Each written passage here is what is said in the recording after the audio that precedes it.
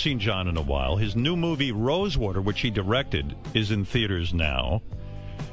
John, a long time star-studded show, long-time friend of the show.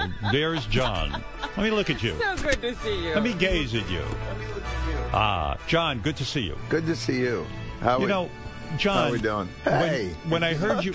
Something's never changed. Since he was in a white naval outfit dancing with a guy. Right. That was a long time ago. Somebody says to me, let's forget that. They go, do you remember that time you were up with Howard and Goo Goo Dolls were playing a slow song and you were slow dancing with Fred? I'm like, no, I don't remember that. Me neither. I'm always. You don't know how many times I've dressed in a John, naval outfit. When I heard you were directing a movie, yes, I was like, wow, I was really surprised. I get it. You've been doing the Daily Show a long time. Your career's going well, and sometimes you look for a challenge. But is it true you filmed part of it in Iran? No. It's about Iran, but we didn't film it there. We filmed it in Jordan, in Amman. Were you nervous going to Jordan? Yeah, I think so. Yeah, right? I mean... It's only like it was 40 miles from the Syrian border where they were having the whole civil... It was crazy. Yeah, I mean, that is crazy. But Jordan is actually very... Like, Jordan is a much more stable... country and environment. When you're in Amman, you don't really feel it. But the hotel we're at. But you're famous, and do you bring security? Not to them. Not to them, but they know. Hey, there's an American. He's successful. Blah blah blah blah blah. Yeah. I mean, do you think about stuff like, hey, I could be kidnapped. I could be killed. I do now. Yeah. No, really. I mean, no. I didn't. I think we felt very comfortable. With the stability of the country, with the crew that we were with. We had a Jordanian crew with us. Like, it's not like other films haven't been there either. That's where they filmed Hurt Locker, Zero Dark 30. So it wasn't like crazy. It's not like unstable. Believe me, I'm no hero. You know that. Right. I'm no hero. Right. I try to stay away from... and you were about to say the hotel that you stayed at. What was your point about it? There was a bombing there, like 10, 15 years. It was the Hyatt Hotel bombing. It was like a whole thing years ago. So there were, when you came in, there were a lot of those cement, I guess, little ramparts so that you couldn't get through. Like, you can't drive directly up to the hotel. Yeah. And they would search you when you come in at night, which was... I felt like I liked it. I felt like it was the kind of welcome that I appreciated. No, you didn't. Do you go? Do you go with your family? Do you bring them, or do you just go solo? I went. Yeah. How long did you spend in Jordan shooting? I was there for 10 weeks, 2.5 months. And the story goes, you didn't really want to direct this movie. You were hesitant. No. At first, you said, look, I've never directed before. I'll produce this movie. It was an important movie. The movie is about a guy who, I think he worked for journalist. You. Right, a journalist, though. He didn't work for us. He worked for BBC. He worked for Newsweek. He went to cover the election in Iran in 2009. Right. And which went crazy, and then they started arresting people on the streets. He got swept up in that, and he was held in, their sort of notorious prison. How many days was he held? 118. So it's the story of a guy in prison for 118 days. It's very exciting. Because it kind of actually is exciting in the sense that... It's crazy. When I read about this guy who was just held in Mexico, when I read about a guy... Did you see the New York Times article about this guy who was held by the Taliban for 2 years? Yeah. I mean, it's incredible, the story. I was really kind of shook by. Yeah, just a journalist. Just a guy doing his job. And it makes you realize just how fucked up that part of the world is. Oh, fucked up all over the world. You're talking about... You saw the story in Mexico, these 43 kids that came up to protest. This is in China and Russia, in Turkey, in Iran. Like, journalism, especially right now, because what happens is, so all these big journalism companies, they've cut back. Right. So they don't have the infrastructure anymore. So these guys are out there. They're on their own. They're on their own. They got you talked about security. These guys, so the footage in the movie, there's this crazy footage in the movie of a guy, it's an attack on like a police base. They call him Besiege in Iran. He's climbing up on the fence to get over. There's all the guys in front of it throwing rocks and all this shit and Molotov cocktails. And he just gets shot. Just killed. It's Maziar's footage. He was there. Wow. That's what got him in so much trouble. He filmed that, uploaded it to the BBC. They showed it. And then they came like a couple of days later and they took him away. So why did you decide to direct this? Because you felt the thing was moving too slow? Yeah. You just couldn't get the right people involved? Well, you know what happened? And I don't know what it was like when you guys were doing Private Parts. I mean, which is, again, like, I don't know how you did your show during that whole time because it's crazy. It's a lot. It's a lot. So he and I would like meet for breakfast and we go over all these lists. I'd come up with a list of some writers. He'd come up with a list of writers. And then we'd send them the book, and hey, maybe take a look at this. We don't have any money. It's just two guys. Right. Is this something you're interested in? Well, I'm actually right now I'm working on a project with much bigger people doing much bigger things. It's very hard to get. It's very hard to get a good director to do something, right? And because everyone's or writer, right? So you wrote it and directed it, right? Yeah. But it took us so this was about 12, 14 months of this.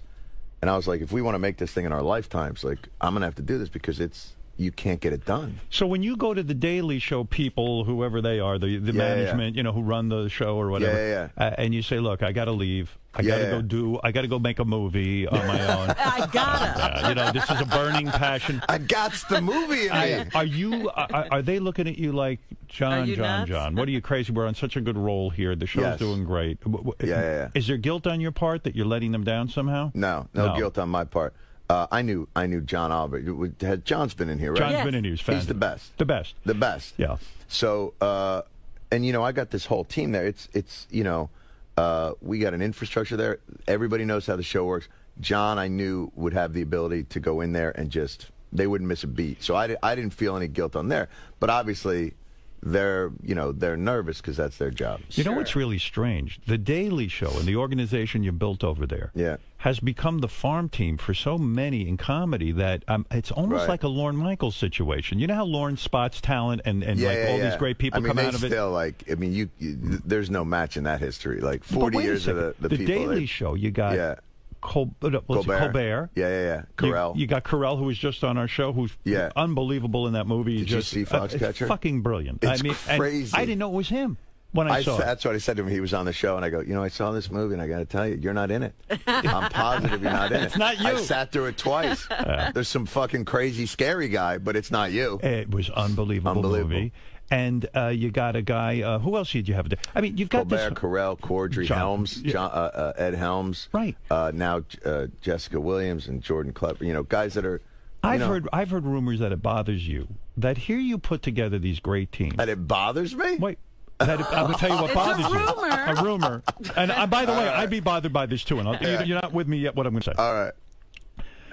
You put together these great people, guys like John Oliver, and Comedy Central doesn't go ahead and make sort of deals with them so they hold on to these people so they can still be not only part of the Daily Show, but also part of what you're developing there.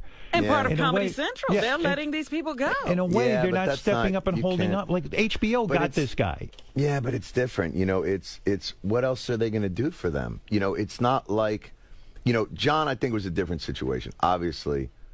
But once he hosts the show, I knew he couldn't go back, and that's what I said to him. I said, once it's like Lord of the Rings. Once you have the ring, man, you can't go back to being a hobbit. It just doesn't work that way. So why did you never structure it like an Oprah type situation where you said, you know what, these guys are so good, I'll sign them to deals, I'll produce their shows. I don't feel comfortable with that. You got enough money, and it's like, hey, and I feel like that puts them in a position where they're beholden to you for no reason. Like, I never looked at it as, hey, kid, I'm giving you a shot. And since I'm giving you a shot, I owe me. That's the VIG. I get 20% for the rest of your life.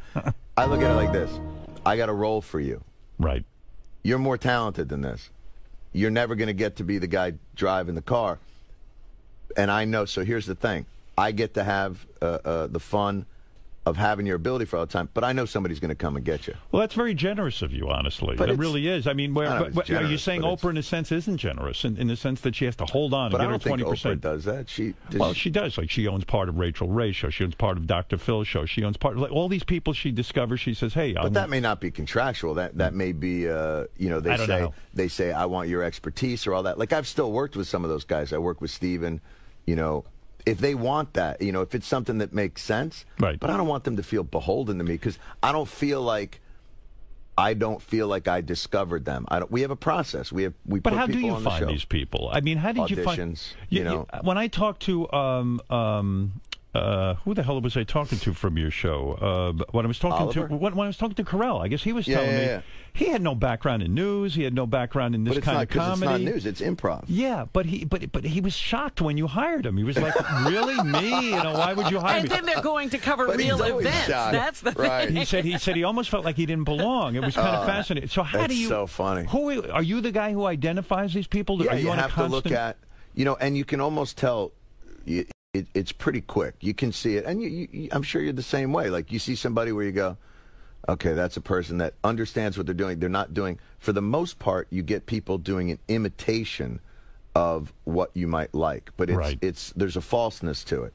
Right. But then you see somebody who's bringing, the thing about Carell that was always interesting is you can see with him, he finds moments in scripts that you didn't realize were there. Right. Like he views it from a skewed perspective. So he's bringing a moment to it that you didn't see, and you're like, all right, I'll take that guy. Anybody that you find that can elevate what you've written, that's your choice. Did you doubt, because you were a first-time director on this film, the film, by the way, is called Rosewater that Jon directed. Were you like, oh, man, how can I tell an actor what to do? How can I, Yeah, especially the first day.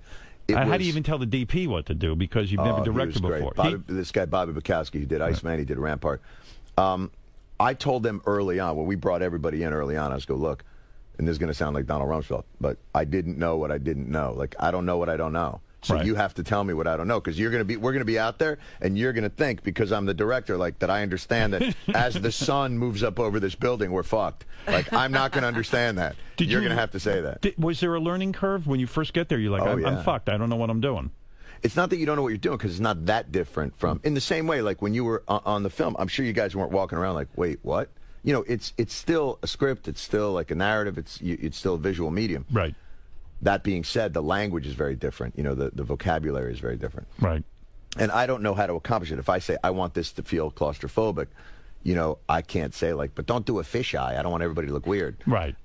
You rely on those people to tell you how to look closer. That's right. So I would tell them what I want, and then we would talk about how to do it. Did you select each of those people based on something they had done because you knew they could bring that to this story? Yeah, that's what you got to do. But it was a very small crew.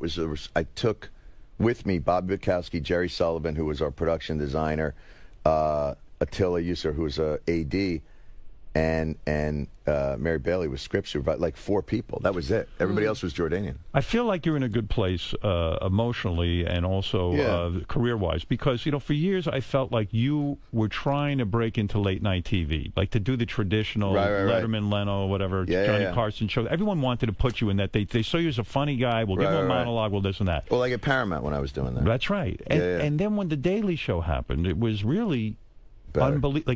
Like you don't have any fantasies now of like taking over. Did they approach you to take over Letterman's spot? No, they didn't even do that. No, I think they know better. Yeah, because they know better because the Daily Show is such a perfect fit for you. It is a perfect fit for me. It is. I was not as well suited for those other roles, which is why people didn't watch them. Are you burning out on the Daily Show in the sense of a little bit? Sure. Yeah, because you've done it for so long. Do you have days where you say, you know what, it's enough. I'm going to retire. Sure. There's other people who can do this and take over. Sure. How much of that is like 50% of you there, or It's cyclical. And what is the fantasy? It goes in rhythms. What's your fantasy? That you're going to have a free day and you'll do other things, or maybe do nothing and like sit back and just kind of hang out?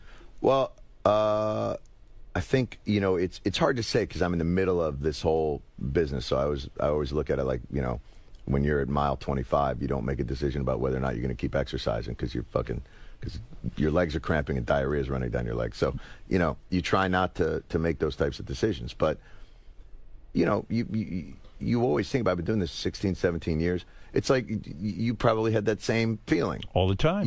All the time. So it's very cyclical. You can never find that perfect balance. So you also have to think in your head, like, am I an asshole for even thinking that? Right. Because this place has been a gift. Right. I mean, I'm incredibly fortunate. So you don't want to look at that and think, but then you got to look at it like, but I also have 2 young children, like, and they're not going to like me for that much longer. So, That's right. You also want to spend that time.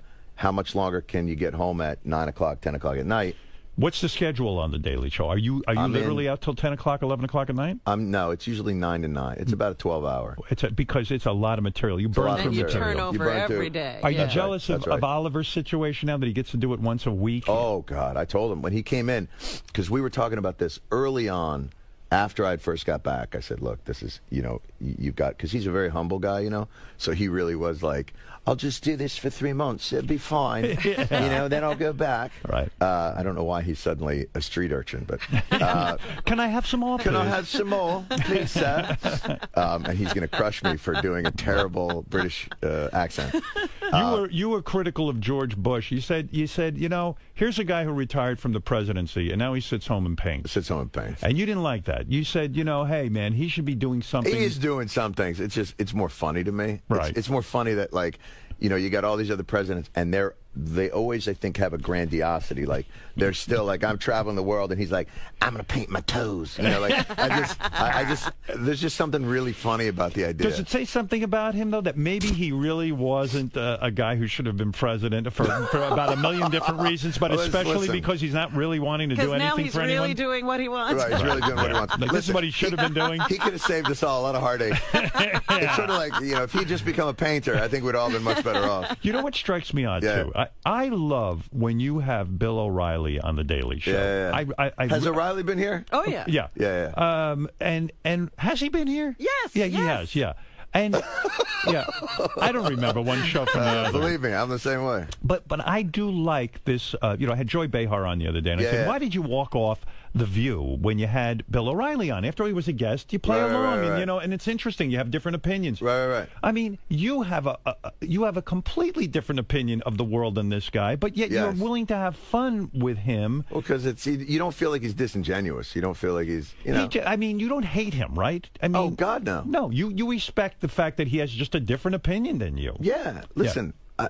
The people are saying to me, like, why do you have him on? And you're like, well, right, yeah, we disagree. So why would I ever talk to that guy? I'm like, it's Thanksgiving. When I go home to Thanksgiving, like, there are people in my family that are so right-wing, like, they make O'Reilly look like gay Ralph Nader. Like, it's not, the idea that somehow this guy can't be spoken to, it seems insane to me. But isn't that exactly what's happening in Congress?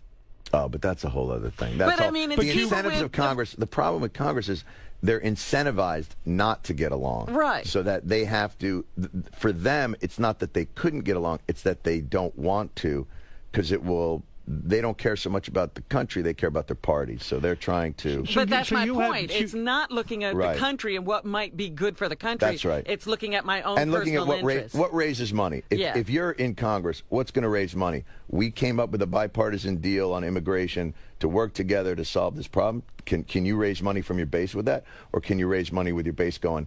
ISIS is coming over the border carrying pockets of Ebola. Yeah. And, So, John, when you have O'Reilly on, but that's not a personal hatred or anything, but I think you hate Sean Hannity on Fox News, right? Like, you just dislike him. I don't hate him. I just think he's disingenuous. I think that's a real cynical play. What do you mean? That feels like a cynical play. What do you mean? You don't believe his politics? You mean, in other words, is he acting a certain way to... Seems like it. Yeah. Seems like it. It's because nobody can be that consistent ideologically. What about Rush Limbaugh? When I think about Rush Limbaugh... I think probably more cynical. I think that's a cynical play. I think the other thing's a cynical play. But when I think about Rush Limbaugh, I've always said this. I say, how could you always have a knee-jerk reaction to the Republican? In other words, whatever it is, you have the Republican hardline. Do you ever disagree on abortion? Do you ever disagree on gay rights? Yeah, everything is down the line, party specific. Well, it's also the difference between sort of being a broadcaster and just being an ideologue, being somebody that's working toward a pure partisan. Yeah. And that, the thing about O'Reilly you always find is, he is thinking about it. And to be honest with you, the way that party's moved to the right, I always view O'Reilly as like a Kennedy Democrat. Like, he strikes me as a Robert Kennedy Democrat. He like, can be occasionally reasonable. Catholic, but you know what I mean? Hardline, old school, Catholic, New York. Like, that's the type of guy you're like, yeah, I could see him voting for Robert Kennedy. Right, yeah. And that's, have you ever voted for a Republican? You have? Yeah. Have you ever voted for, like an independent or like a Green Party? Yeah, you do that? Yeah, I mean, I can't think of the total specifics of it, but yeah. In general, though, it's very difficult because it's a very narrow field of what you can get. You don't get, as you know, the political system is very just It's bifurcated, so you can't really get something interesting. Like this guy Rand Paul's sort of interesting. He's trying to figure out how to have some libertarian viewpoints while also still staying true to like a Republican base. Like, it's very hard.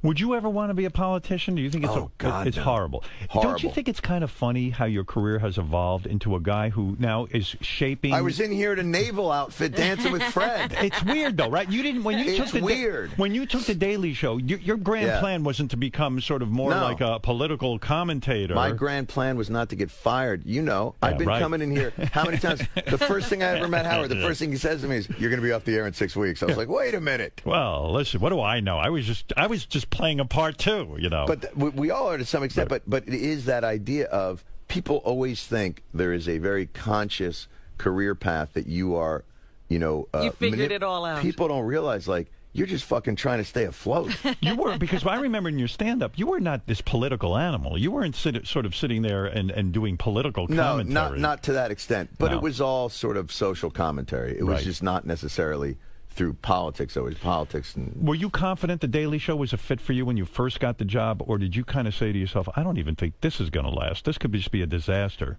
I felt very comfortable doing it. I had a difficult time convincing everyone else who worked there that was the case. Aren't you shocked how popular? I mean, seriously, for a cable show, I mean, I don't know what the numbers are, but I know they're big.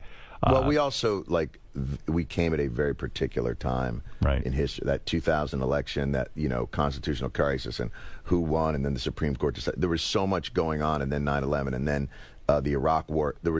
It was a very particular time in history with a very particular type of show that I think connected in a way that worked in a way that none of us thought. Is there no way that you could cut down the hours you spend at comedy show? If you're there from 9 to 9, No. At this point, isn't it such a well-oiled machine that you you get home at 9. It's not like, you're there 9 to probably 7:30. Is that because you have to be there for the breaking news? You have to, in other words, if something happens that day, you want to be on it. Well, you get in it because you have to have the writers' meeting in the morning, and then you got to get scripts. And you have to conduct that. I think if you don't do that, then you don't. The staff has to have clarity, and it can't come from anybody but you. Right. And why if you're not going to give it, if you can't give it all the attention that it deserves, that means somebody else is better for this. That means somebody else could do it better. How many Emmys have you won? Do you know? I built a fort. You did, out of the Emmys. I built a fort out of the Emmys. We learned George Bush had a pillow fort. And that is that true? That's right. And you have an Emmy fort. You know what I love the best, though, is coming over here, like, this is such a different experience than the old days. Yeah. Like, when you used to come over here, there'd be, like, 2 porn stars and like this weird thing, and now you walk over, it's like Rachel Ray Beth is talking about the cat. I know. Like, well, this is awesome. Listen, everybody froze up, I suppose. Well, we did. Although to make you happy, we interviewed Wendy the retard. She was raped by Bill Cosby. She claimed yesterday. So there's still plenty of that. You know that story. I'm glad that you can still go old school. That's old school. We go new school, old school. That's the thing. Yeah. But you've gotten into a group. You know, there was a time I felt like you were always struggling with whether or not you wanted to continue, whether or not you thought, I don't know if you felt bored or if you felt like you just wanted to change the parameters of how it was going down. But I don't feel that way from you anymore. You feel... I feel good, and I'll tell you why. Yeah. I really didn't like this aspect of the government beating me up every day. I felt the FCC was up my ass. Right. Coming over here, I'm able to broadcast. I don't have to worry about every single goddamn thing I say. It was the stress of it. It was so stressful because I said, these guys own radio stations. They've put up lots of money. Right. If I'm going to be the reason that the government isn't letting them buy radio stations, I mean, it was an incredible story. The government would actually prevent Infinity from buying more radio stations. That's how they pressured them into paying fines. Right. And I said, this is all due to me. They got guys riding dump buttons. I said, I can't take the pressure anymore. It's killing me. I'm not going to give up. I'm going to keep fighting, but it's just fucking with my head, and it just became too big a responsibility. Did raising kids ever play a factor in that? Because here's what I wonder: because your kids are grown now, yes, does that take away a pressure also besides the professional pressure? Yes. Does that also free you to be able to? Because I feel like in that scenario, it's easier to do that when you feel like you don't have the same level of responsibilities in other areas. John, the greatest pressure I felt was when my first kid was born. NBC had fired me, and I said, oh, my God, I don't know that I'm getting another job. This could be it. And then when I got the other job, I said, I have to go out and make a living and fucking tear this town up and really, you know, become number one because how am I going to support these kids? I don't. I mean, at this point, I'm too far along in this career to go, you know, sell cars somewhere. So yes, that pressure to raise a family and to support them, I thought my head was going to burst. But even once you got to a point where you were successful enough where you knew, because there was a time in there they were still young, and it was clear that you had ascended to a certain place where your career path was set. Financially, you were set. Right.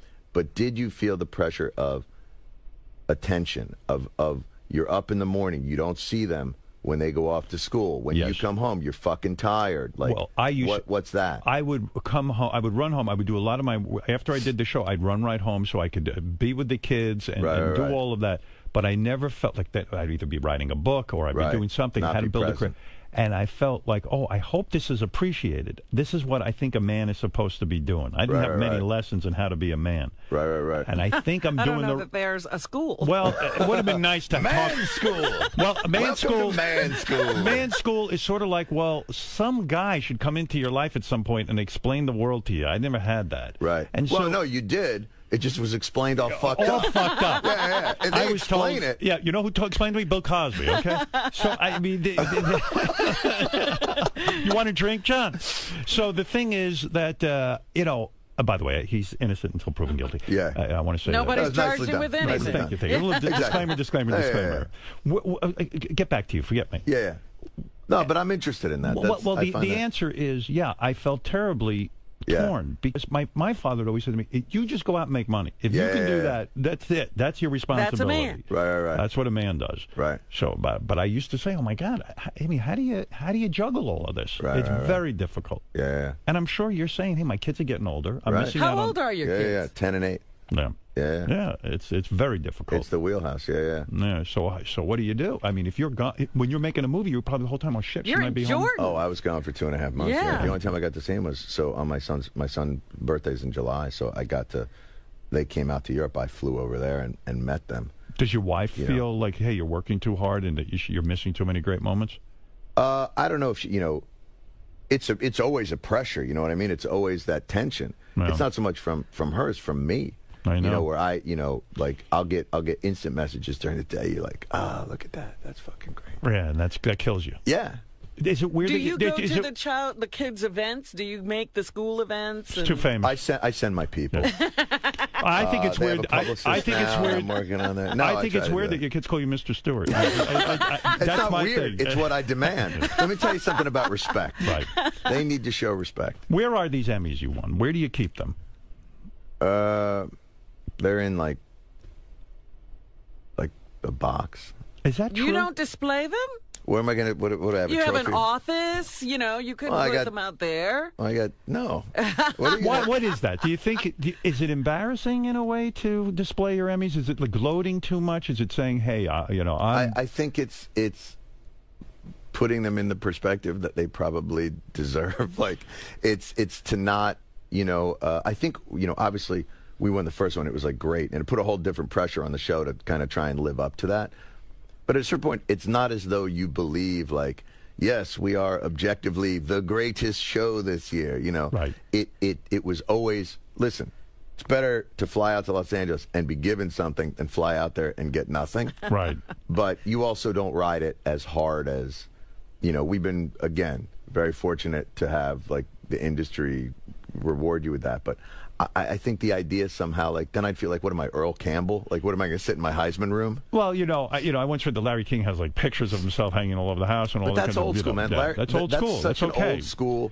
Like, show business back then was about the life. We'd go down to the Winter Garden Theater. Caruso would come on. Do you ever sit with Larry King? With Alan King? Yeah, Alan King was like that. Yeah, it seemed like they had this whole, after they worked. A fraternity. They went out and hung out, right. They all hung out. Alan King, you'd go up to his office. I used to love going up to his office. It was this giant window out, and it overlooked the park, and he'd look down and be like, So over there, that's where Dean Martin's passed out in the bathtub. Yeah. Jackie Gleason's banging these two broads. And you're just like, it's all showbiz. And that was their life. But I feel that people would almost expect that Jon Stewart not display his Emmys. That it would be weird. Like, you're sort of anti kind of awards and this and that. But I think you could take pride in it. I'm not anti-awards. I'm a big fan. Yeah, but you could take pride in that and say, hey, here they are. In fact, display them here. Put them here. Why have them sit in a box? I'll bring them in. Out there. I would display them for you when people see all the Emmys. Like, oh, those are John's. You know what part of it is, I think, is that because of the relentless nature of the show, you just sort of don't. I think some of it is you don't have that time to sit back, and there's something about that is too savoring. Yes. That I think I don't want to put myself in a mindset of being able to enjoy something. Yes. I'm a Jew. Yeah. You know, you're right, though. I'm not here to enjoy something. But you're so right. Yeah. You're so fucking right. It's like this weird thing, like if you sit and enjoy it, it's almost over. Like maybe 100 years from now, you could go back and you don't want to think about it that way. Bad luck or something. Or it's like when people say, like, you know, what do you think about your impact on the discourse? And you'd be like, I don't think about that because we're doing a show. You're in the trenches right now. Yeah, that's death, man. Death to anything that you want to do is the idea of trying to place it. And plus, that's not my job anyway. Right. You can never place yourself in your importance of anything. Of the moment. Yeah, I always people say to me, "Oh, you did such a great show the other day." I go, "Don't say that, because I can't do that again." Yeah, what did we do? I don't know that I can pull that off again. No, it's absolutely true. Was it a tough decision to host the Oscars when you did it? It was easy decision. Easy decision. Did you pinch yourself? I think that's rarefied air. You know, rarefied air. And for a comic, that's like a big deal. No question. Would you do it again? I mean, I did it twice. I would probably do it again. Not sure if they would. It's not. I think that what's needed there is a slightly different animal. The problem with having me do it, and it's a problem with maybe having Dave do it and Rock do it, is we have a pressure to do it as observers, not participants. Right. And because of that, you're always treading that line between giving everybody there a warm and gracious show and welcome and make them feel good, and shitting on them. That's the problem. And it's really, I think that it makes for maybe for some people more interesting viewing because that tension is there, but for the actual show it might not make for as good a show. And I've found that when I watch it and they have somebody that's like more multidimensional, like more entertaining and maybe a little warmer, right, it actually, like, I feel better. I relax. Like, I can imagine that watching it when I'm hosting there's a discomfort there. There's an edge. Yes. I don't even know if it's an edge as much as it is like, no, I don't know, man. This doesn't feel right. No, I get that because even I watch it and I'm thinking, oh, gee, Chris Rock is hosting. Gee, this is great. He's going to really goof on everyone. Right. Yes. But I think I get uncomfortable because I go, these people they're there to be self-congratulatory. Right. And you're going in there and you're shitting on them. It's like, oh, my God, this is so the wrong move. And then for the host, though, you feel that pressure because you're there. You're not a dick. No, but you don't want to disappoint your fans either. Right, but you don't want to disappoint them either. So now you're playing both rooms. Right. And playing both rooms. I can remember when I did it the first time, because the first time I did it, I thought I had it. And even in the room, I thought I had it nailed. Like, that was one of those nights where right after it was over, we were like high-fiving until the next day. We're like, Stewart sucks. Stewart, never show your face again. Right. You know, it was one of those things. Do you get affected by that when you open the paper and you're used to getting some really nice accolades from the Daily Show and the things you're doing? So when you get a negative review for the Oscars, did it throw you? It was like, oh shit, I shouldn't have done this. Yeah, it throws you, but not. You know, not for that long, you know, because it's not, one of the things about the Oscars is, you know, if my career was only hosting award shows, then I'd be like, oh my God. Then you're fucked. What am I going to do now? But so you don't, I think you don't view it in that prism. And there is something, you know, what's interesting, and maybe this is from being a comic. One of the biggest lessons of being a comic is when you first start out, you're just trying to get material. You're just trying to do it well. And when you have those nights where you really bomb, you panic for a second. One of the biggest turning points in being a comic is learning how to steer into the bomb, how to enjoy it, how to, like, in some ways the bomb validates you. Like, oh yeah, now I'm pushing things. Now I'm trying new things that maybe aren't as tried and true as what I'd done earlier. And maybe now it's not just about getting a good response. It's about becoming a better comic. And there's something about just getting the shit kicked out of you critically the next day. Right. That is, it's strangely validating. Really? That's a very heavy thing because it's weird, but it's... I mean, any criticism, I have such a thin skin that I'm like, oh, you don't appreciate me. You don't appreciate what I did. It's just... but who is going to... In the world now, the most meaningless phrase is mixed reviews. Right. Because that's the world we live in is so... mixed. Mixed. Right. And also, everybody now has access. It's been democratized. You know, critique and opinion and all that because of Twitter, because of social media. Right. You don't have to deal just with the experts and the news writers. So and nobody is so within that Twitter universe. Even if everybody's starting to like roll your way, there's a whole sort of contra universe that has to then say, "Oh no, fuck this guy." Yeah. Do you read your Twitter feed? I don't have a Twitter. You don't? No. Because you know why? I don't want to have. I think part of the problem there is I feel like. It means that there's if I had Twitter, I'd feel like, oh, there's an audience out there of millions. I should probably start the show. Right. Like, I should go out there right now and maybe do something. They would start to influence you. I think that's right. Yeah. You say you don't beat yourself up if you get a bad review for doing the Oscars. But you've beaten yourself up. When you interviewed Donald Rumsfeld, you've said yourself, hey, I wasn't hard enough on this guy. I should have asked him tougher questions. Right. Do you do that? But I beat myself up. I mean, I don't need help with that. I mean, I don't, but I do that in general. But, you know, that's tricky, though. When you're sitting there with Donald Rumsfeld, I mean, how far can you push this guy, and then he tunes out, and then you don't get anything from him, right? Right. It's not beating myself up. It's missing... You miss the opportunity. In some ways, you begin to believe, that affects me sometimes. You begin to believe your own responsibility to get this guy. Right. Even though that's complete bullshit. You're not going to be able to do that, and that's not your job. My job is to make an interesting and hopefully challenging interview or get some human moment. But I do think at times I would feel that pressure of, people are counting on me. Well, I've got to get in there. I've got to do this. And you start to believe your own hype. Like, oh, wow, I got to make this great moment. And everyone's going to be talking about it. It's going to be in the newspaper. I think the Kramer thing was one of those that negatively impacted me like that. Because that came out of alchemy, but it became such a big deal. What are you talking about? We did an interview with Jim Cramer that was like very confrontational. Everybody talked about it. That's right. There was a big mess on Wall Street. There was a big mess on it was the big mess on Wall Street.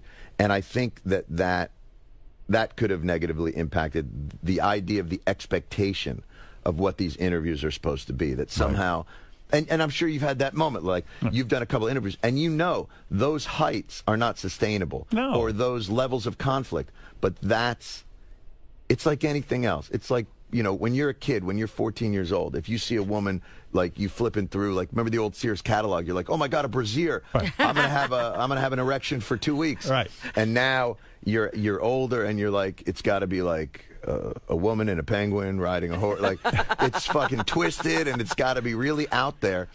And so what happens is you keep feeling like you have to hit these higher and higher and weirder things to sustain that level. People get used to us. When President Obama comes on your show, is that a pressure for you? Do you wake up feeling pressure? You do? Yeah. Because, again, you feel like you've got to create something great with the president. That's right. And you feel like you're serving a lot of different masters. Yeah. And so those can get in your head a little bit.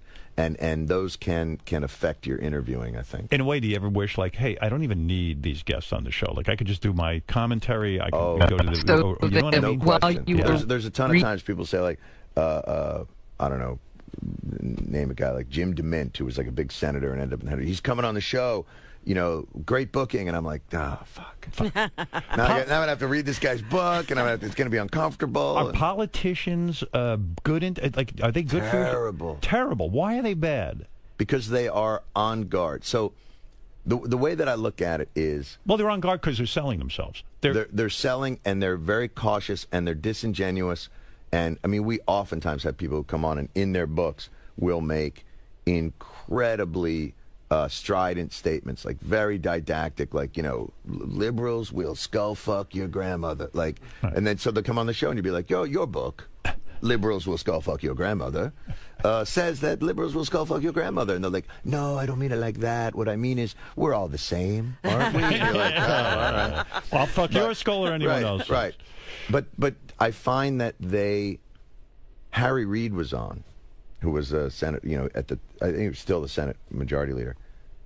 He had written his autobiography, but he hadn't read it. Like, it was one of those things. Like, I was misquoted. Right, but it was one of those things. Like, I'm showing him pictures of like where he grew up as a child. He's like, "Where's that? Where's that?" Yeah, like, oh boy. But so you always find them to be, more than anybody else I interview, guarded. And that's not everybody. And they're coming on because they're like, "Hey, man, I'm going to show how hip I am. This is that audience I'm going to sit down with Jon Stewart." I think it's. I don't even think it's that. Yeah. I think it's the young demographic. They view everything in terms of voting blocks and money. Yes. So they look at it as, okay, I've sewn up this, this, and this. They believe us to have some sort of magic with the 18 to 34 demo. Right. So they feel like they'll pal with you. Right. You'll be easy on them. Activate the youth vote. So you feel used? No, I don't feel used. You don't? No. I don't. I know what they're doing, and I know what I'm doing. Have you ever had a publicist call you afterwards and say, "Hey, listen, I booked this senator on here, and my God, you just fucked him royally, and how dare you?" We've had people call. I mean, but we get that from publicists or individuals even. Like, if we'll do a bit on the show. Right. I can remember, the late Steve Jobs calling. We did. That was one of those that I think was one of the What did you do? What? What? No, what did you do to Steve Jobs? Oh, we did a bit called App Holes. It was about, there's a whole thing. Somebody, I think, had gotten a prototype of the iPhone. Right. Not the first one, but it was a thing. And it was a whole thing through, I think, a website called Gizmodo, which does these types of reviews. And they had gone, and there was some sort of peculiar thing, and like they had sent the paramilitary Apple police to like crack the guy's door down. And so we did a whole bit about, what the fuck is happening with the world. Like, Bill Gates is curing malaria and Apple is kicking people's doors in. You're like, the whole thing is upside down. And you got that call like the next day. It was one of those like, John, Steve Jobs on the line. And you're like, what? Oh, really? Yeah. And it was one of those things where you thought like he could actually just communicate with you through your computer. Like, right, yeah. You didn't even know, like, really? He has to use the phone? Like, he can't just... Did you ever actually feel threatened, or were you backed off of something? Were you really felt... No, because it always happens after the fact. It never happens. Nobody ever knows. So you never get that, like, by the way, if you're thinking about doing a bit about me, go fuck yourself. How long were you... I think of it like bull riding. How long were you in the rodeo with Steve Jobs on the phone? Was it a 1-minute phone call? Was it a 10-minute phone call? We were on for a while because he and I had met each other. We'd been friendly. So it was more like... It was actually the worst because he was really nice, and it was more like, we were friends. I thought you would call me first. And I was like, really? I could call you? Like, it was more like... I didn't know I'm able to do that. I didn't know I was able to call you. That's exciting. So it was definitely more like that than it was like a threatening. But, you get the occasion. How weird was it for you on the show? And I'll get back to the movie Rosewater, because I do have questions about that as well. But how weird was it for you on The Daily Show when I had read that you were college roommates with Anthony Weiner? No. Or something. You knew him in college. No. So he's not a friend of yours? Oh, no. He was. When I got out of college, a bunch of my friends from college moved to D.C. He was in D.C. Oh. And they used to get a beach house every year in Delaware. So I met him at a beach, but we were never roommates or anything. Oh, so you were never really close friends? I'd say we were friends for a while after college. The reason I ask is when someone gets in a scandal like that, you can't avoid that on your show. You've got to have fun with it. Yes, that's right. And you've got to make fun of it, even though you know that the guy might be a nice guy personally and all this stuff, and it's probably baffling. Well, luckily in that case, I knew he wasn't. Right. So. You knew he wasn't a nice guy. Oh, we used to argue like... I mean, we were friends, but we would argue like motherfuckers. Really? I figured you guys politically were sort of on the same page. Oh, no. No? No. Anthony Weiner? Yeah. No, we'd argue like crazy over almost anything. I think he likes the spar. He likes the... he's one of those guys that just like, no matter what, I'm going to have coleslaw. Coleslaw's the worst. What? Oh, I didn't know that. I'm just putting it on my sandwich. But he's the only candidate you ever actually donated to. Am I correct? Right. Financially. Yeah. You will not donate because you kind of don't want to get into that arena, right? That's right. Right. I understand that. Yeah. So now how nervous are you with a movie opening up? This is almost like a whole new area for you. Now you got to worry about box office. Yeah. You got to worry about critics. You got to worry about all this shit. Are you going to be affected by? I mean, you put a lot of work into this thing. A lot of work into it. A lot of work into it. I think at this point, it's not as... I sort of feel like it's released a little bit now. I think I worried about it more last week. Now that it was out, I felt like... And it seems like with the film, at every turn, it worked out. All you want to do is just keep it alive. So much of this was just trying to keep it alive. Right. So in some ways, the fact that we got it out feels a like little bit victory. A little bit like a victory, and the fact that people seem to like it okay, and that it hasn't gotten crazy shit on, like it's people. Did you read the reviews or did you avoid? Oh yeah, no. I mean, you read. It starts to come pretty fast and furious. There's like 100, and you can't read all of them. So you read a couple that are like horrible, and then there's a couple that you read that are maybe more negative, where you're like, nah, that's actually a pretty good point. I would have liked to have known that 6 months ago, but I could have done something about it. And then you read a couple that are really nice, but you try not to. I don't know, man. I'm doing this a long time. But doesn't this process beat the shit out of you? Always worrying about what people think, and it is debilitating. And like I said, you've made enough money. Maybe it's just look time at all the hard work. Yeah. People when they deliver their criticism. This is when it all turns into an intervention. Yeah. No, but let me tell you something. Look how you're aging. Yeah. You don't look well. No, but I understand. I understand that pressure. I mean, it's just like That's sometimes you say to yourself, "Well, why am I still doing it? What the fuck do I care?" But isn't that why you're still doing it? And isn't that why you stayed in it? And even when I think about the very beginnings, man, how did this all begin? This began in Greenwich Village at the bitter end at 1 o'clock in the morning with people telling me I sucked. Right. Like, if that's how it starts, isn't that how it's going to end? I find your stand-up really great. But how long did you suck? How long do we need to suck before we can get to the next level? I think that so I started working at the Comedy Cellar in McDougal. So I was working, there's a restaurant over there in McDougal called Panchitos. So I was a day bartender at a Mexican restaurant, which is the worst fucking job. You don't make any money. You spend the whole day cutting limes and lemons and making margarita mix so that the night guy can come in and clean the fuck up. Right. And you walk out, like my big get at the night was afterwards. I'd be like, Carlos, I'm leaving. Can you throw me some nachos in a tin? And I could just take them with me. So that was my big win for the day. Right. But I started hanging out at the Cellar, which was about a block away. And Manny Dorman, who passed away but was running it at the time, and Esty, they let me just hang out there. And I'd go up, and they ended up putting me on as the last guy every night. And that's how I got to be good. So Sunday through Thursday, last comic every night.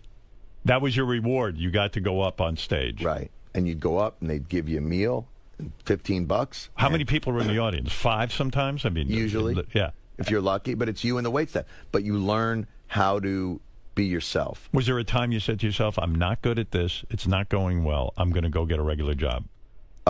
Yeah. But I never really thought I was going to go get a regular job. It was more, I always felt like this is what my life's going to be. And whether it's going to be pleasant or not, I don't know, but this is what it's going to be. And when you said you bombed those nights, I mean, when you say bomb, what does that mean? Like you literally just walk off early because it's like no. That you're doing your stuff and there's not one laugh. Crickets. There's not one laugh. I did have a night like that. Well, this even goes to tell you this is what's so seductive about it. So I've been doing it now for 10 years. When did Radio City reopen? I don't even remember.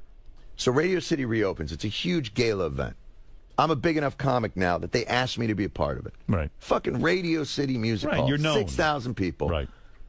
This is very exciting. It's a big night. Billy Crystal's being lowered from the ceiling to open the show. Mitzi Gaynor is there. The Rockettes. Mitzi Gaynor. This is going to be showbiz. Ann Margaret's in the audience. Wow. This is showbiz. Yeah. I go up there. I'll be honest with you. I was impressed that 6,000 people could, in unison, not laugh. You would think. There's got to be someone. Somebody would laugh. Just out of the law of probabilities, 2 people in the audience would be thinking about something else and laughing, right. or say a funny joke to each other. The idea that they were able to, as a group, stay silent for that amount of time. And how long do you impressive to me. keep that going? Do you cut it short? You keep it going until you're light. You ride that bull. You're not getting off that bull. And the audience never turned around for you. They just stayed away. Still faced me. They wanted me to see that they were not laughing. Here's how bad it was. This was incredible. Yeah. I finished the set. I turned to walk up. You still have that feeling of wow, that was bad. That was really bad. And that's the most amount of people that I've ever been bad in front of. Right. And I turned, and Shirley Jones was there, who was the Partridge Family mother. She's dealt with like Danny Bonaducci for 10 years. I walk off stage, and she's just shaking her head at me. Ooh. And then she opens her arms and hugs me. Oh. That's how bad it was. Oh, my God. It was so bad, Shirley Jones felt she had to cradle me in her arms. It's like, at that point, it is a miracle that some people would quit. Some people would leave the business, and then others just go on. And I think if that was your first night on stage, I think you might quit. Right. I think it's because it's exactly what you said. There's so much pressure and people, judging us, and you're like, yeah, somewhere in us, we need that. Did you have any mentors? Was there anyone in comedy that was particularly good to you and said, John, no matter what, keep going, you've got something? Nobody ever said that. No one. No, it wasn't so much that. It was the colleagues, the group of comics. Who were your guys? Who were the guys? Anybody we know? Dave Attell, right. Louis C.K., right. Colin Quinn, right. Dennis, those are good guys. They're really good guys. And Nick DiPaolo, like guys that we were all at the Cellar at the same time. Ray Romano was down there at that time. Maybe that's why you can never quit The Daily Show, too, because when you look at those guys and you say, some of them are doing really well, some of them not as well. Right. You got to say, geez, I'm so lucky that my career worked out. Yeah. But all doing really, and that's the thing, like still all doing well. Right. The thing that you always forget is like, making a living in this business, still being able to do it, is still doing pretty well. It's a miracle. Longevity. Yeah. And I always looked at it that way, like the idea that you would ever grab, the golden ring. But I always felt like if I worked hard and it stayed relatively sane, and we got many friends that have gone off the rails with drugs and drinking and all that. If you tried to not, if you could stay away from that pitfall, you'd be okay. So when you decide to direct a movie like Rosewater, do you have somebody that you send the script to after you write it that you can at least say, hey, is this viable? Is this a real thing? Is this a real script? No, I had access to, there were a couple of guys, some directors, producer. Who'd you contact? Well, first contacted a guy named Scott Rudin, who was a producer. Right. And he got involved, and so that helped. But I also gave it to guys that came by the show, like Ron Howard came by the show. And wow. I'd be the dick that would go back to the room and be like, hey, Ron, what's up? And you say, hey, Ron, I've got a script. Would you mind if I pick your brain about my script? That's right. Was your hope that he would direct it and read it, or was your hope that he would just give you some pointers? I mean, this was, it was always a small movie. I mean, I knew that there was no chance. And would they be honest with you? Would Ron Howard be willing to say to Jon Stewart, hey, man, you're wrong here in scene 2, and, Oh, no, I didn't want it. I mean, listen, their time is valuable. I wanted a sense of the viability of it more than I wanted, you've got to bring conflict in the second act. Did some people not contact you after you told, like Ron Howard, does he call you up and say, hey, I read this thing, this is... Yeah, but he's such a friendly guy. Like, I also knew not to push it with people that I didn't really know very well or that I thought weren't. He is truly like, and how this is possible after being in the business since he was like 7 years old. He's actually a nice guy. Really nice guy, like one of the most genuine, down to earth, like, raised his family away from Hollywood, went out to Connecticut, like couldn't be a more decent fella. Wow. And so you get the sense of that as opposed to guys that come in and are a little dicky and kind of carry themselves in a different way. So you happy now? I mean, you're happy with the wife, the kids, everything. Yeah. Everything is going well. You like doing the Daily Show, so some days you hate it, some days you love it, right? Yeah. And you got the movie. Will you direct another movie?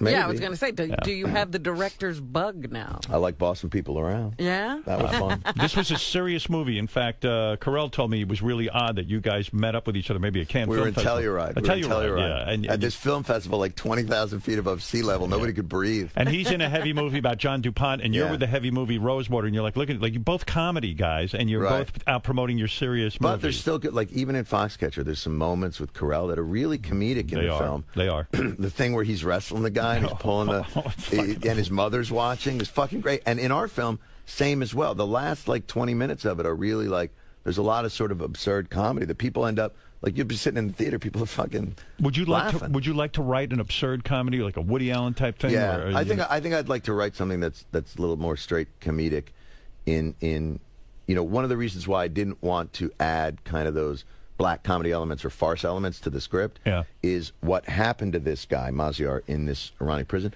was so absurd and so out there that I didn't want the audience to wonder, like, was that real? Is that something he brought? Did he feel his life was in danger when he was locked in an Iranian prison? Yeah. Yeah. I mean, they beat him? They beat him. They told him, they were going to kill him. It's fucked. Yeah. And, I mean, they played for evidence the bit that he did on our show where Jason Jones interviewed him and said, I'm an American spy. Tell me why Iran's so terrifying. So they played that to him and go, why is an American spy talking to you? And he's like, why does an American spy have a television show? Like, they have no idea what they're doing over there. They were asking him about, Anton Chekhov is a Zionist, and why are you on his Facebook page? And you're like, what the fuck? Yeah, you think that even the stuff we read in the paper about Iran and stuff, you think it's kind of made up and no, they're for real. They're clueless when it comes to America and what we're really about. Well, certain elements, but see, here's the whole thing though. Within the movie, you see there's a whole other part of Iran that we know nothing about. Young, educated, vibrant, artistic, open to the world. Like, this is a small regime.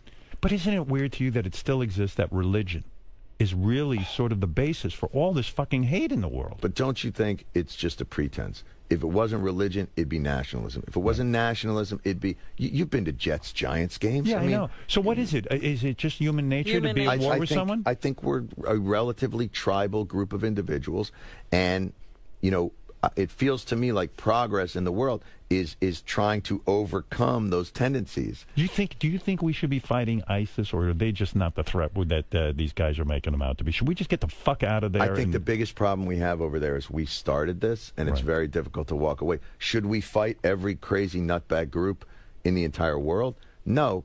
Then again, we did destabilize the entire region. If we had never gone in there in the first place, we wouldn't be dealing with this. I think that's so. Right. We need to be in there. I'm not sure they would be dealing with this. So do you think we should have troops now back in Iraq? I hate to think that, man. I go down to these hospitals and you see these guys, like... I know. And it's...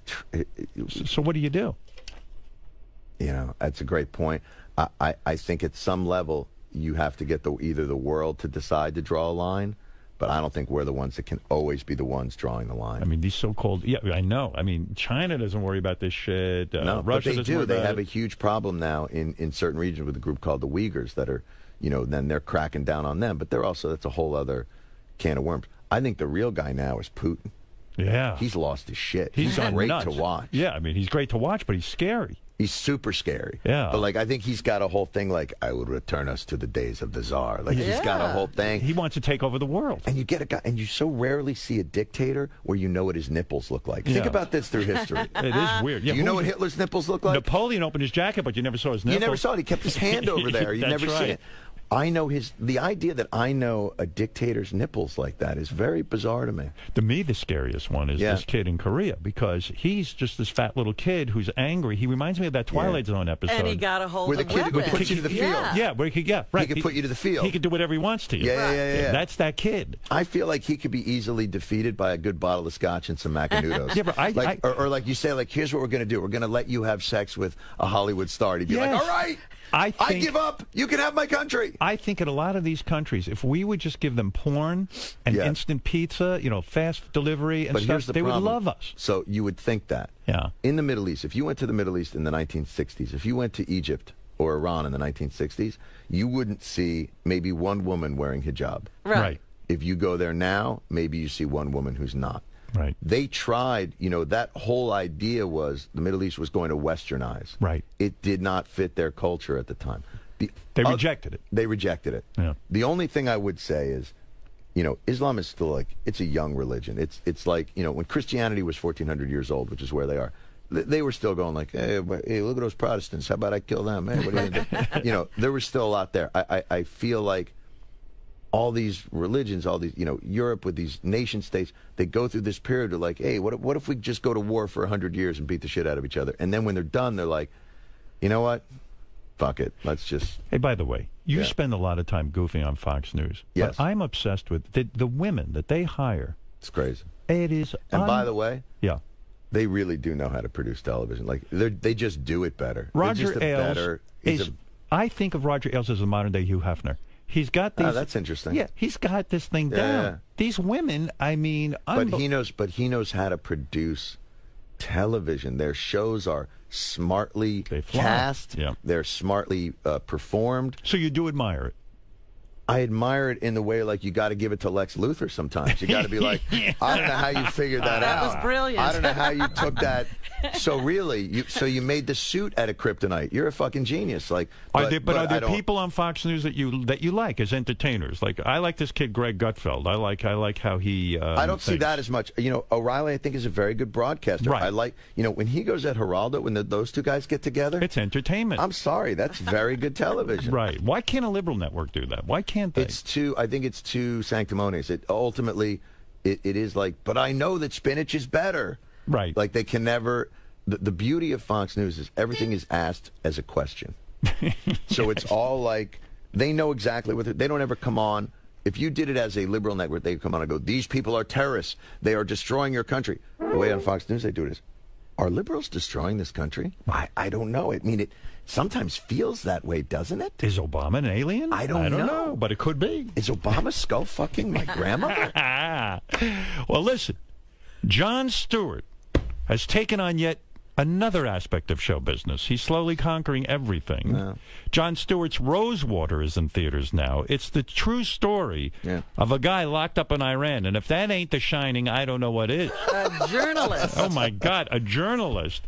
It's scary. It's scary. There but used to be that thing where the journalists were hands off the journalists. No, I know. They have to tell the story. This. I do believe that technology makes it so much more difficult for these sort of 20th century dictatorships to keep up, and that's what gives me hope. And that's sort of, as the movie goes towards the end, you get it ends on that more sort of you're right. hopeful note. The thing I like about all this social media is, like, you can actually get word to other parts of the world, and it works once against people us and start for us. connecting, it works against you and for you. But I think ultimately, it will be a liberating thing and not a confining thing. Were you ever contacted to host Meet the Press, or was that all bullshit? They did. No, we had to meet. Never offered. Right. But we had a conversation. How tempting was that? I bet you really wanted that. No? No. Listen, I'm not, I don't have the idea that I'm something I'm not. I'm just not. It's like saying to somebody, I see you do a show. It's very funny. It's very interesting. What if you stopped doing that and did this other thing that you're not as good at? Do you say no to a lot of things? You turn down a lot of things? I mean, I'm not. I don't think I'm in play like that. No? It's not. I think this was a very specific. And I also think, by the way, they weren't just talking. It's not like they were like, we got to get this guy. I think which is how it was portrayed. It was more like, we don't know what the fuck to do. So we're going to talk to everybody. Right. And I think in the room after 5 minutes, they were like, oh, yeah. Did anybody ever say to you, let's take The Daily Show and syndicate it, like a la Oprah, make a ton of dough, King World, the whole thing? Yeah. You know what I mean? Have they ever said that to you? Take it off Comedy Central and make it bigger? No, that's been something that came up, but I don't. But you're afraid to do that in the sense that the thing works so well where it is, right? Well, there's no reason to. There's no reason to move away. They give us tremendous support, tremendous freedom to do whatever we want. Yes. Only, I can count on one hand they've come in and been like, why did you shit on that sponsor like that? But it's amazing. You're their star. I mean, that show puts them on the map. But they have. If you had looked at this 15 years ago, but now you're talking about Amy Schumer. You're talking about still South Park is crazy good for them. Key and Peele. They've developed an enormous sort of slate. Are you in an incredible? When is your contract up? Another year? 2015. That's right. Do you know what you're going to do? Will you resign? I just don't know. They're going to have to really make you a decent offer, right? No, you know what? I just don't think it's about that. I'm at a level now with them. It's not like, oh, if only they made it worth my while. Like, they've made it worth my while. Right. The real question's going to be. So it doesn't matter if they make it more worth your while. That's right. But what's the real question going to be? Whether or not you really just want to do it. Whether it's time for me to just not be on television for a while. I mean, I think that's more the question. Is exactly what you were saying earlier.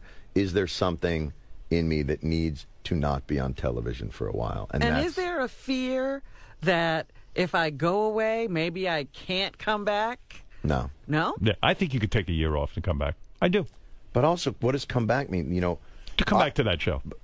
Oh, that I don't know. But I don't know that I'd want, Just come back in a different way. I mean, there's also other ideas. There's entrepreneurial ideas. There's other things but there's also stand-up. Like, You want to do stand-up? Yeah. You love it, right? I love it. Yeah. One of the lessons I learned years ago when I got canceled, I can remember, there's two things. I remember, you know, getting on Letterman is everything. Right. When you're a young comic, and for somebody who was like a huge fan of his, like, and he's still like the Pope. I was on there the other night, and I was just looking at him like, I love you. You know? I thought that was a great exchange between the two of you. And you know, he's like the Pope. Right. So, similar to you, by the way. Don't you know? You know your place in this as well. So, the Jewish Pope. Very Jewish. So you know, getting on Letterman was going to be everything. And I remember I worked 5 years. You remember Frank Gannon was the old Letterman guy. So he came down to see my set. You know, he's like, you know what? I think you're ready. And it was like this crazy feeling. And I remember doing Letterman and it going well. And coming home that night, and I still lived in this shithole down on, you know, with cockroaches and the whole thing. And you could still see there was a hole in my floor. You could see into the basement of the building. Yeah. And it was me and my cat and the cockroaches. And I remember thinking like, oh. So it's not, you remember the old David Brenner story, like I went on, you know, Carson, the next day, I'm a millionaire. Yeah, they put me on in Vegas. Right. It wasn't magic. Right. So, and then I got my own show, and it got canceled. And I remember thinking, if my show gets canceled, that's it for me. But that was the show on MTV or the other No, one? the MTV show syndicated into Paramount, and then that got canceled. Right. And then I woke up the next day there, though, and it was like, oh, but my life's not over. And so you sort of had these two polarities, this idea that, like, that guy could make you, but that thing could break you, but neither was true. And that, for some reason, chilled me out. Yeah. And I felt like, all right. So you wouldn't even mind. You wouldn't even mind doing like what Seinfeld's doing. He, you know what? I've talked to him. He said, "I'll never do another sitcom." He's got the. He did it so right. The only difference between he and I is he lives forever. The big decision is when you leave a topical show, you're done. You got to be ready to leave because you disappear. It's Seinfeld, the reruns live on, and they've gotten even better. Yeah, they've gotten even better. Right. He still makes shitloads of money. When you leave a topical show, that's the harder part of the decision. Is you really have to be sanguine about that idea that that's true. I'm gone. Like, because it's that the next day, it's sort of like, you know, when Oprah left, everybody's like, what are we going to do? Oh, my God. And then they're like, oh, wait, who's this? Oh, Ellen. Oh, this is interesting. You know, and then, like, it's gone. It's the next day. Everyone's gotten past Oprah. Right. You're absolutely right. They've got this idea like, you can't leave. You can't fear? Leave. And then the next day, they're like, ooh, but what's this? Yeah. That's why I asked, is there a fear? Because you won't have that outlet but it's not, because there's a big black hole inside that needs to be filled. Let's be honest. Who doesn't know that? That's right. You're gone. You just came up with, that's the title of all of our autobiographies. There's a big black hole that needs to be filled. Stupid autobiography for everyone. Jon Stewart's Rosewater is in theaters now. Go see it. It is his directorial debut. His and writing. What was the distribution? Did you have distribution before you shot? Or No. You got to show it. You got to. Yeah. It's a whole other world. You got to show it and do the thing. And we're still not. It's not like a wide. It's in like 300 and some. You know. Wonderful. Yeah. I can't wait to see it. And you know, thanks for coming by. I've gotten more excited about seeing it, hearing you talk about it. I want you to go see it. I haven't seen you in a while. The last time I saw you was at your show, I think. Yeah. I came on your show. Yeah. And that was nice. It was a nice experience. I remember walking by the writers. I didn't think they liked me. They seemed very. You really should. You got to get out of your head. Yeah, really. They love you. They did. Yeah. What do you can't. How long have you been doing this? As soon as he looks at people, he figures they don't. No, I just assume. You know. You should not assume that. You should. I'm like a dog that's embrace. been hit. Yeah. But here's the thing. You've got to start embracing your legend. I'm going to do that very. It. Well, you know, it's you time. said it. As soon as you do that. It's over. You're fucked. That's the way it goes. All right, listen, Jon Stewart's movie is called Rosewater. Now go watch the movie. Thank you. Jon spent a lot of time. He left his job to go do this movie. Now you're guilting him. I mean, for God's sake. Tell him it's good. Don't tell him it's guilty. And who doesn't want to see a guy locked up in prison for 118? No, that's the wrong pitch. I love movies like that. Iranian prison. You know what? I love Homeland. I love what I mean. I was. Oh, you got to go see it. That story in the New York Times of the guy who was captured by Al Qaeda. I was fascinated by that. I think it's important. Well, I definitely played it up more like the isolation. It's not torture porn. It's about sort of that idea of what happens when they remove you from everything. Especially when you've done really nothing wrong. You know, if you stole a bicycle even, you can understand why he did nothing. Nothing. It's crazy. And that's what's going on over there, getting locked up for nothing. Yeah. Anyway, John, I'm proud of you. Jon Stewart's Rosewater's in theaters now. The Daily Show, of course, goes on. We'll see how much longer. Who knows? Oh, it goes on no matter what. If I'm there or not, it goes on. It's going to go on. Jon Stewart, everyone. We'll be back right after these words. Thank you, brother. Thank you. Bye-bye. Bye. Howard Stern. for freedom.